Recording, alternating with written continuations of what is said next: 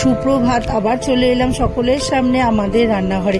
আজকে আমি তৈরি করে দেখাবো কুমড়ো চিংড়ির ভর্তা। প্রথমে কুমড়োগুলোকে ধুয়ে কেটে রেখেছি পাতলা পাতলা করে, ওগুলোকে নুন আর হলুদ মাখিয়ে তেলের মধ্যে ভেজে নেব। এবার ছাকা তেলে ওগুলোকে ঢাকা দিয়ে একটু ভেজে নরম করে নেব, নিয়ে তুলে নেব।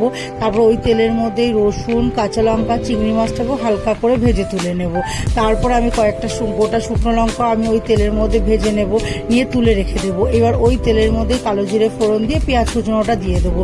দিয়ে পেঁয়াজটা নাড়াচাড়া করে যখন ভাজা ভাজা হয়ে যাবে, তখন কুমড়ো চিংড়ি যেটা ভেজেছি, যে বাটা করেছি, সেই বাটাটাকে ওর মধ্যে দিয়ে দেবো। দিয়ে এবার পরিমাণ মতো নুন, হলুদ, স্বাদ মতো একটু চিনি, যেহেতু মিষ্টি কুমড়ো সেই জন্য চিনি একদম সামান্য একটু দিয়ে ভালো করে নাড়াচাড়া করে যখন মানে একদম শুকনো হয়ে আসবে, তেলটা ছেড়ে যাবে, তখন যে ভেজে রেখেছি শুকনো লঙ্কাটাকে, ওটাকে ভালো করে গুঁড়িয়ে দিয়ে নাড়িয়ে চাড়িয়ে নামিয়ে নেব। তাহলেই তৈরি হয়ে যাবে আমার কুমড়ো চিংড়ির ভর্তা।